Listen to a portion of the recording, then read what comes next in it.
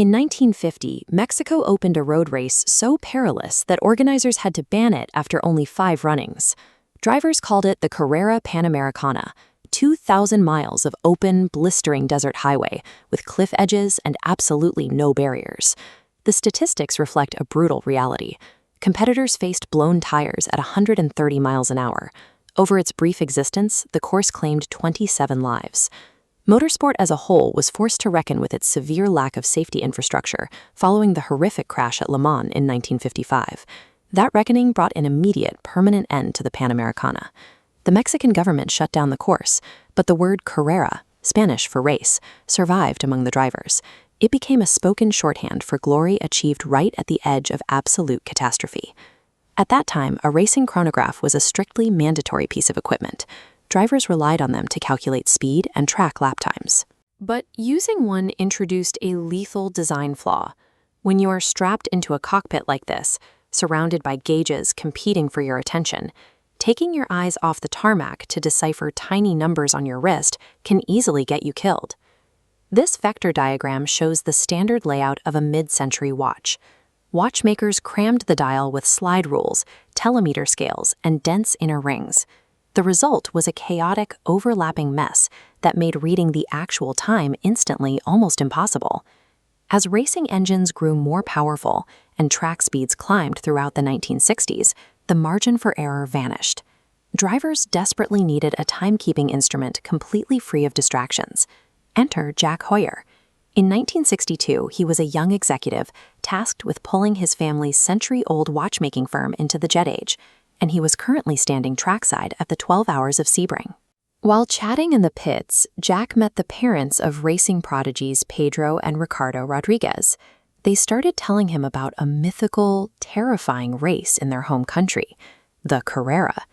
Jack registered the name immediately, but he knew that a chronograph carrying a name synonymous with mortal danger needed a dial that a driver could read in a single high-speed glance. To cut through the visual chaos, he abandoned traditional Swiss watchmaking flourishes.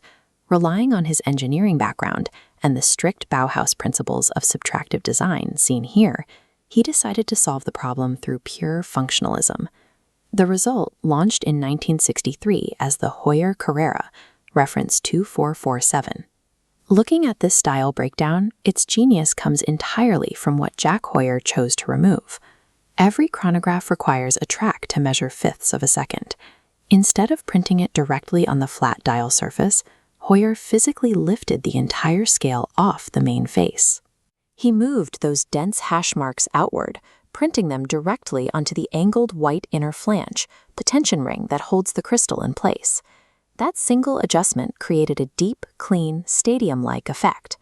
With the outer edge cleared, the remaining elements achieve perfect symmetry. 3 heavily recessed subdials, polished applied steel markers, and slim baton hands. Underneath that minimalistic exterior, the Carrera housed the Valjoux 72. It is a legendary hand-wound mechanical movement, the exact same racing engine that powered early Rolex Daytonas. By pulling the visual noise off the dial, Heuer engineered a 3-dimensional interface that turned the terrifying speed of motorsport into clean, legible geometry. Despite its brilliant design, the Carrera struggled to sell in 1963. At the time, chronographs were strictly utilitarian items, not luxury accessories. It took years of steady adoption in 1960s Formula One for the 2447 to earn its reputation as the thinking driver's chronograph. A piece that retailed for well under $200 in its debut decade now consistently trades hands for tens of thousands. The modern auction market is driven by specific collector variants, most notably the high-contrast 2447 SN Panda dial and the 2447 NS Reverse Panda. Collectors eagerly hunt down these specific references today, precisely because of that uncompromising, bare-bones utility that made them so difficult to sell 50 years ago. The Carrera Panamericana race officially died in the year 1954, but the watch born 9 years later ensured the name would outlive its original danger. Jack Heuer proved that when a driver is navigating absolute chaos at 200 kilometers an hour, the ultimate luxury is a moment of total, readable order. The Carrera established the blueprint for the brand, but it was another Heuer design that would ultimately capture Hollywood's attention. Next week, we cover the legendary Monaco.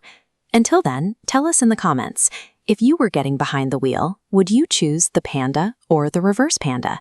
Keep winding, and we will see you in the next one.